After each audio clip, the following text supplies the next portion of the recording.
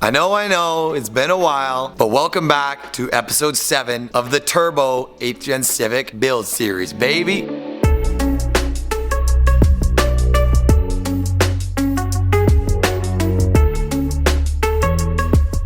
Let's go, boys. I am so hyped to finally be back working on this car. If you guys did not catch my last video, we just bought our first house. That's why I've been so busy lately, and that's why we have not been able to work on this car. But now we're kind of getting settled in at the house, so we're going full tilt on this thing. And if you guys didn't catch the last video on this build series, I'll put a link on the top of the screen to episode 6. On episode 6, we got all of the intercooler piping mocked up, and we were just making sure that everything fits. Right now, we don't have any of the exhaust components tightened down or heat wrapped or anything. And just to show you guys, we don't even have any bolts on the studs for the downpipe. But we did get the spacer in there, and the downpipe does kind of come up to the factory exhaust. There's a real big gap, but the CX Racing kit does come with this downpipe piece here with a V-band, and that is basically gonna replace your factory catalytic converter. So if you guys live in a state where you need to meet emission standards, this kit is obviously not gonna meet emission standards, but I live in Alberta and we don't give a shit here, so we're sending it. So I'm not gonna waste any more time with this. We are gonna hop straight into this build. The goal of today's video is we are gonna get everything ripped back out, because initially I wanted to get everything in, get the car running, rip it all back apart, then heat wrap everything. But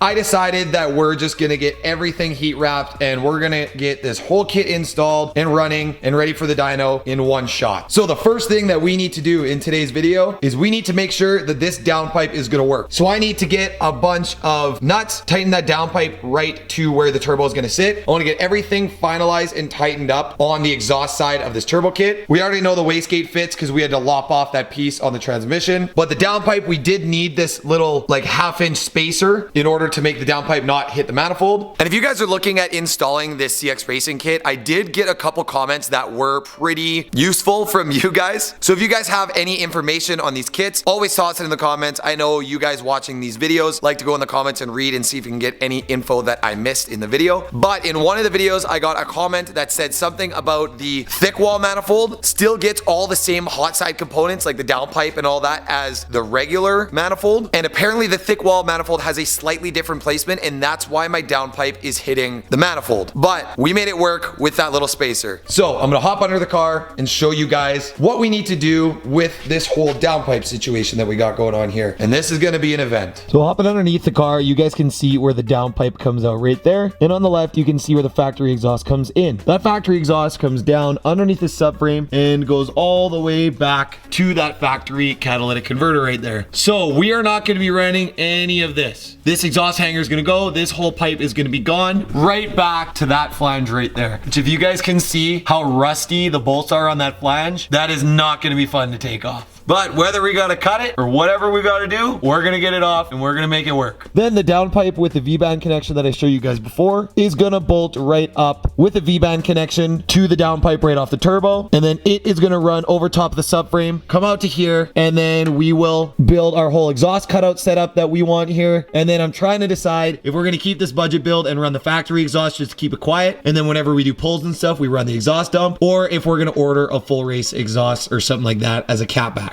I haven't fully decided yet, but for now, we're gonna do the cutout and we're just gonna get it running with the exhaust cutout. And it's gonna be super loud. We're not gonna drive it like that. We're gonna build some sort of exhaust setup. I'm just not sure what I wanna do yet to avoid tickets from the cops. So step one, we got stuff all over the place in the shop. So we're gonna get this stuff moved against the shop door. We're gonna get the back end of the car jacked up so that I can actually get under there to try and get that cat removed. And we're just gonna have more room to be under the car with a creeper and get an angle that you guys will actually be able to see with the camera. So let's get to work, boys. I'm excited.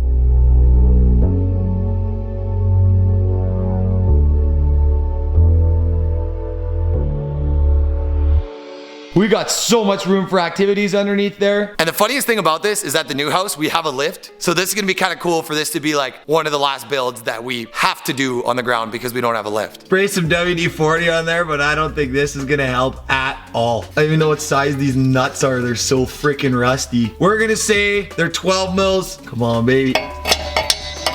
Look at the rust coming off of it as I tap it. That one's kind of on there. Let's give her a go. Oh my God. I don't think that's coming off. Oh my God. Okay, impact it is. Fuck it. we got two options here. We're gonna ask nicely with this little stubby 3/8 impact. Nothing on the bottom bolt. Absolutely nothing on the top bolt. Now, we're gonna try and pull out the impact that doesn't ask nicely, and hopefully it just rips it right off. Oh! That's bolt number one, it didn't even break. And the bolt is stuck in my socket. I gotta get this out. Yeah.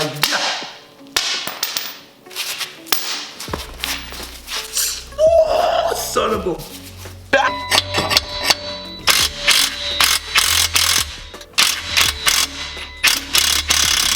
Oh, ooh, that's not good.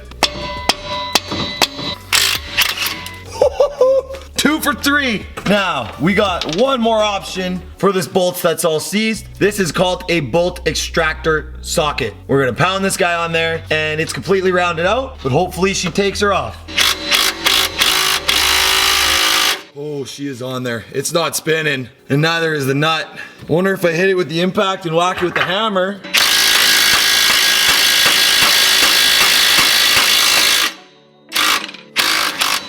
Oh my God! Oh my God!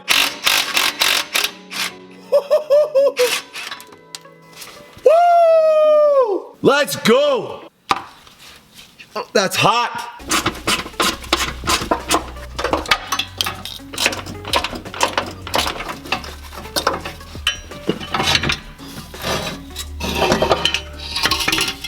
That is a valuable piece of metal right there. I missed a bolt. Got it. Don't even ask me how that bolt came off without stripping. Like, look at how thin that is. That was one more spin away from destroying the entire thing right down to the threads. But somehow she came off. We got lucky on this one. And now the factory cat is out of the car. You guys can see our AFR and downstream O2 sensor. So on the CX Racing kit, we got a downpipe right here, which conveniently also has 2 bungs in it for oxygen sensors, which is sick because I got to show you guys something. There's 3 bungs in this CX Racing system. You got 2 on this actual downpipe. What you're going to do is you're going to install the factory AFR sensor, so the one with the blue wire that I just showed you, which is this one right here. It is before the cat in the exhaust system. Your downstream sensor is usually after the cat, but in this case, they have it right in the middle of the primary and secondary catalytic converters. So you're gonna take your blue AFR sensor and you are gonna install that one right here. This is the V-band that connects to the downpipe off the turbo. You're gonna install the AFR sensor right here. Your downstream O2 sensor, you're gonna pretend that this little flex pipe piece here is your cat. And you're gonna install your downstream O2 sensor post cat. So that's gonna be in this plug right here. But then there's a third port, and the third port is on the first portion of the downpipe. And that is where we are gonna put our actual AFR sensor that we are gonna have a gauge for inside the interior of the car. And in our case, I gotta find it in our mess of parts over here, but I got them right here. We got a set of glow shift gauges. We got a boost gauge, an AFR gauge, and an oil temp gauge. Not sure if I'm gonna run the oil temp yet, but definitely gonna run the boost and AFR. So this AFR sensor, if we pull this pipe off a little bit here, you can see it's about 6 inches from the turbo. That is gonna be your true AFR reading. So coming right out of your exhaust stream at the closest point to the engine, that is where you wanna read your air fuel mixture for tuning purposes. Then having the factory AFR sensor down in the exhaust is gonna allow the ECU to add more fuel or take away fuel based on the ratio that it's seeing from this sensor. Another thing I'll explain to you guys just to give a little bit more information on air fuel ratio sensors versus oxygen sensors. Your air fuel ratio sensor is, like I said, what adjusts how much fuel your ECU is telling the injectors to shoot into your engine. Now, your AFR sensor is a 0 to 5 volt sensor. An oxygen sensor is a 0 to 1 volt sensor. Now, that 0 to 5 volts just gives you a lot more range and it's a lot more sensitive. So it can see a lot more sensitive changes in air in the exhaust system or fuel in the exhaust system versus a 0 to 1 volt oxygen sensor. So oxygen sensors are strictly meant for emissions. They're strictly to tell how much oxygen content is in your exhaust. Whereas an air fuel ratio sensor is actually going to control how rich or lean your engine is running. So the next step, since we got that factory cat out, is we are going to get this downpipe set right back on our studs and spacer that we got on the backside of the turbo. And then we're going to hop underneath, hook this V-band up on this downpipe and just make sure that downpipe downpipe is gonna clear everything before we rip this all back out again, start heat wrapping stuff and getting stuff reinstalled in the car. So let's see if she fits.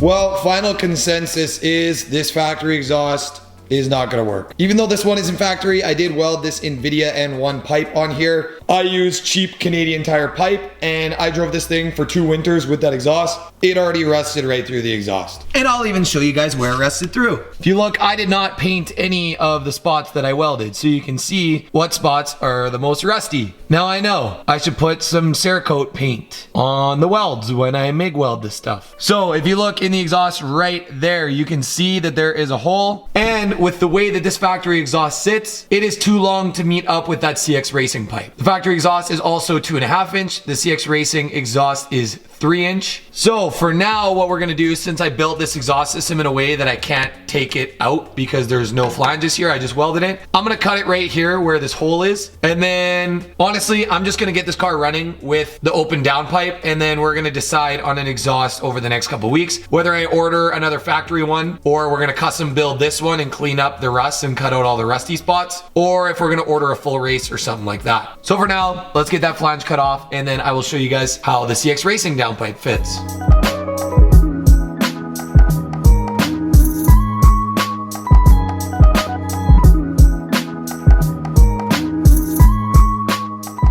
We got the stock exhaust completely off now. I cut it right where that rust hole was. So what I might do is I might try and rebuild this exhaust and kind of build the same setup that I had before, or we're just gonna order a full race exhaust and then say to hell with our exhaust cutout that we bought. Because what I wanted to do was have a nice quiet stock exhaust and then have this exhaust cutout underneath the car, So that if a cop pulls me over, I can basically make the car quiet so that they can't give me a ticket. And then whenever we want to do full on pulls and rip on it, then we're gonna have a nice stock quiet exhaust. And realistically, 2.5 inch versus 3 inch, yeah, it's restrictive, but it's not gonna hurt the car for just daily driving purposes. Then when you open the exhaust cutout, you're gonna have full flow. So I wanted to keep the stock exhaust for daily driving purposes because I do want to daily this thing through the winter and in the summer. So if any of you guys have a stock 8th gen Civic SI exhaust, bang my line. You can Instagram DM me or anything like that. I will buy it off you, but I'm definitely gonna search on Marketplace and see if I can find a bone stock one. I don't even want the fancy big tip on the back anymore. like this Nvidia tip. I would rather just have a bone stock tip on this car and have this car look bone stock on the outside,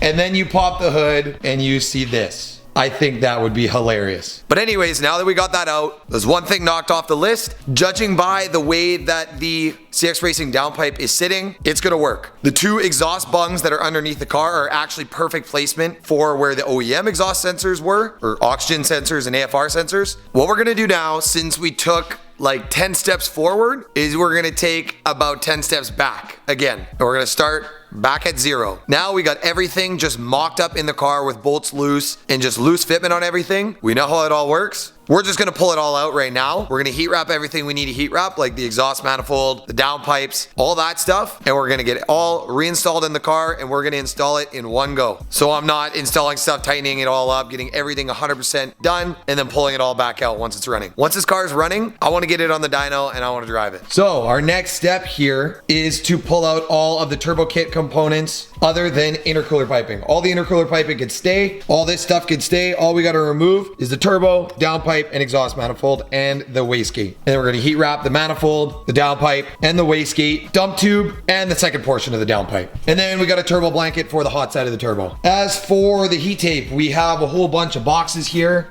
This heat wrap right here is the old Tomei heat wrap from my Subaru. Since this is a budget build, we're gonna use all the materials that we have here to try and not spend money. But the wrap I'm gonna try and use the most is this Evil Energy wrap, which is literally just off Amazon. I'll put a link in the description of this stuff. They give you gloves included with it. And the reason I wanna use this is because the heat wrap is black. So I think that's gonna look really, really good in the engine bay. We also have this gold heat tape that we're gonna use and wrap around all the wiring harnesses and anything that is near any of the exhaust components that's gonna get hot. Then once we get the manifold heat wrapped and everything, and it's gonna be a process, but let's get it started by pulling all this stuff out and getting it heat wrapped.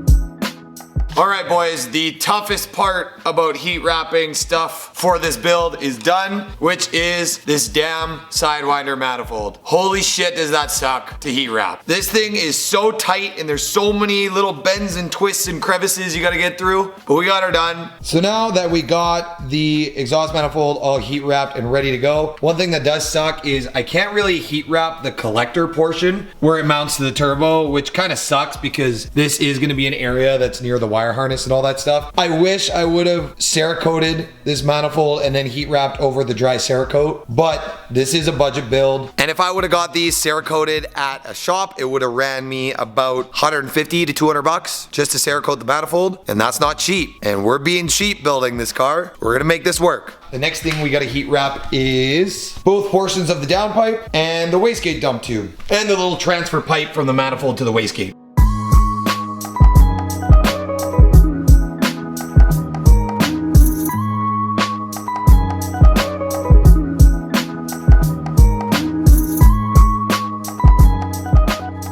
All right, we got everything wrapped up finally. We got the Tomei heat wrap on the downpipe. I did start a little bit further back on the downpipe just because there is bolts and studs that gotta run through all these bolt holes. So I can only start here or else I'm not gonna be able to get those bolts in there, because if I'm being honest with you, this should not be a 4-bolt flange. This should be a V-band, but it is CX Racing and it is cheap. So all they did was dent in the pipe a little bit so that you can get the bolts in there. But in our case, since we're running the spacer, we need to get a little bit longer bolts in there. So I'm probably gonna have to hit this with a hammer and dent in the pipe a little bit more so I can get the bolts in there and clear enough for the head to slide in. Then on the wastegate dump, I only went to where the 90-degree kicks down because this all runs along the side of the transmission and dumps out the bottom of the car. There's not really any point in wrapping any of that. And then on the second half of the downpipe, I actually ran out of the Tomei heat wrap. So I'm hoping, I can't really remember from when I was underneath, but I'm pretty sure that from the flex pipe back doesn't need to be heat wrapped. It's past the electric power steering rack. It's past all that stuff. So we should be okay there. And then after the full 2 rolls that I had, this is all I got left. And just so that we don't have a million episodes here, I know this video is already long enough, but we're gonna time lapse through getting the manifold installed, and then we're gonna start heat wrapping a lot of the components that are in that area, like shifter cable, the heater hoses, the purge line, all that stuff that's back there is gonna get gold heat taped or heat wrapped along with the wiring harness and all that stuff. But it is getting late. It's already 11 o'clock and I work at 6 a.m. So now that I live about 50 kilometers away from this shop, I need to head home and get some sleep so that we can be right back at this tomorrow, which for you guys is gonna be in 2 seconds, in a time lapse, installing the manifold and figuring some more stuff out. We're getting there, boys. She's gonna run in a couple more episodes.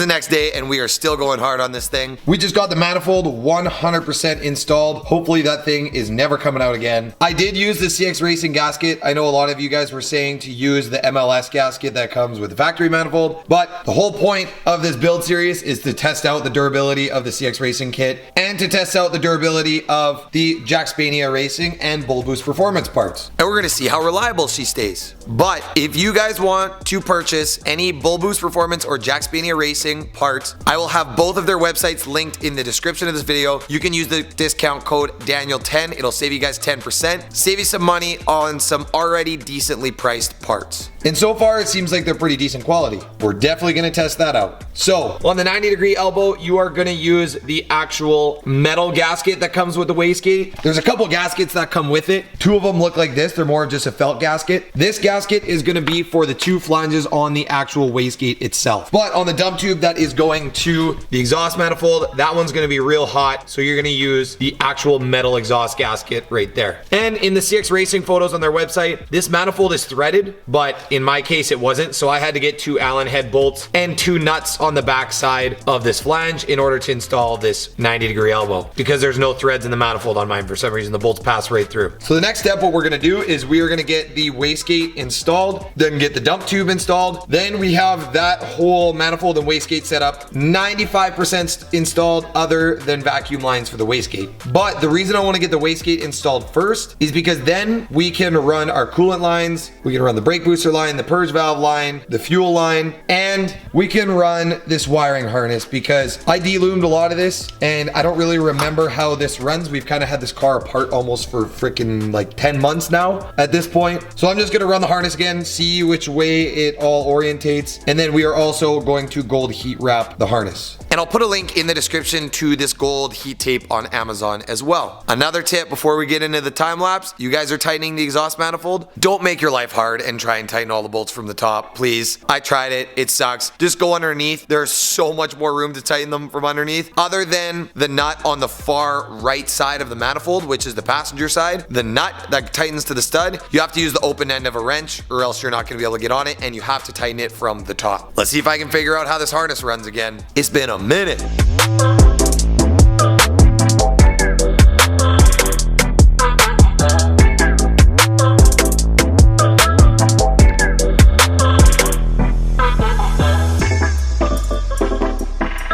She is starting to kind of look like an engine bay again, boys. So we got everything heat wrapped in the back. We got the wastegate installed, and everything is 100% done in that area, other than the vacuum lines to the wastegate, which I did install the fittings. And I have both of those barbed fittings oriented so that the vacuum hose is gonna come in between the header and the wastegate dump right there. So they're gonna come up here and go to our intake and boost controller. But that's not the main focus right now. And we're gonna get to that in a later video. What we're focusing on right now is this harness routing, because I'm sure you guys are gonna do this and get very, very confused. Because if I'm being honest, I was confused. That took me a long time off camera to even figure out how I was gonna route the harness to make it clean. But I think we got it. So I'm gonna try and show you guys this as in-depth as possible, because I know this is gonna be something that you guys are all gonna be worried about. So the harness up top, I use the factory routing for all the coil packs. Just keep it nice and OEM up top there. Then all of this is definitely gonna need to get heat wrapped 110%.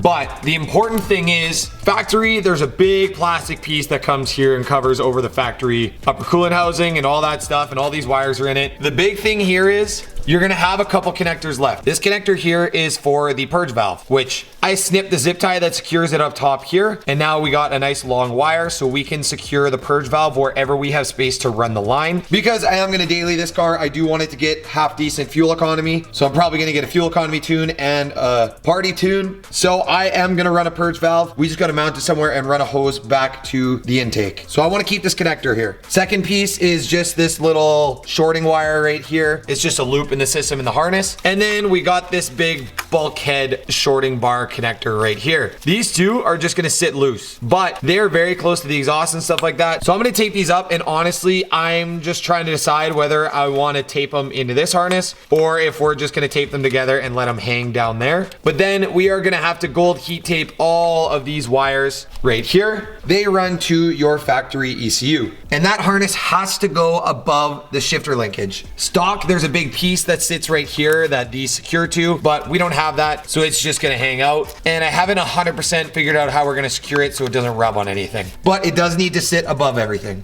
Then that clips into a mount right against the frame over there. That's the factory mount. So I took the one clip off right there and I kept that one. Then it comes over and the two connectors go into the factory ECU. Then the harness comes up, there's one clip there, goes back to that factory connector. And then that's pretty much it for that harness. Next is you got your, I'm assuming these are cam sensor 1 and 2, like intake cam sensor and exhaust cam sensor. And then you got, it looks like a coolant temp sensor or something like that a little bit further down. You can kind of see it through the whole harness there. Then what I'm gonna do is on this upper coolant housing, there's a little gap there between where the rad hose hooks up and that back connection for the heater hose. I'm just gonna tuck the harness right into that, and it's all gonna get gold heat taped. Then the harness runs under this upper coolant hard line that goes to the heater hoses. Then we got one harness that comes under the green zip tie that is going to the factory location. You also have, I believe that's your gear position sensor. I'm not 100% sure, but there's a connector there under that shift linkage. It wraps around the back of there, zip ties again to the bracket for the shift linkage in 2 spots. And then there's a third gray securing point there, and that goes down to that sensor on the front of the transmission over there. Then the last bit is we got another transmission sensor here that harness is going to run underneath this coolant hard pipe. It's going to that sensor. Then it's going underneath the coolant hose for the throttle body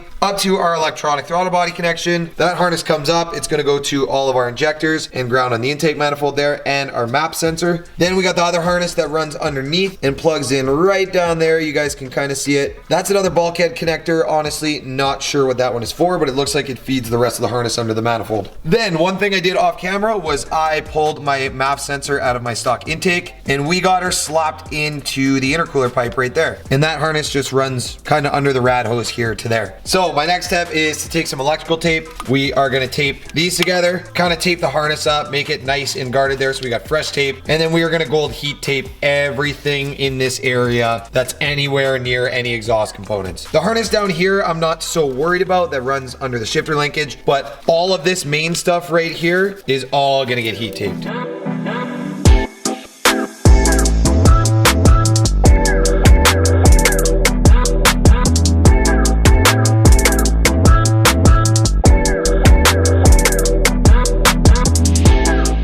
So I stuck the turbo on there and the battery tray, just kind of mock stuff up and see how this is all gonna work. We are definitely gonna have to trim that battery tray or something to make that intercooler pipe fit. And the turbo is sitting right against the wire harness. So we got some securing to do and some moving around to do. But all in all, I'd say this is turning out pretty good so far. And this video is already long enough. So to give you guys a quick rundown, we ran everything just like I already showed you guys. And this is the final product of what it looks like with the fuel rail and those injector wires nice and tucked. So it looks super, super clean. Same with the map sensor and the electronic throttle body connector. The only thing that looks like it's a lot is everything in this area is super hard to tuck unless you extend wires and hide them somewhere else. So like I explained before, we ended up bunching that whole connector piece up and electrical taped it with those 2 white wires that are shorted together. Gold heat taped them, zip tied them to the main harness. They're all just chilling right here. And then I even went as far as individually wrapping every single harness that's in that area because it is gonna get hot. The turbo is right there. Then, like I said before, we did the harness that goes all the way across. You can see it under there. It goes right underneath the turbo. And I only wrapped it to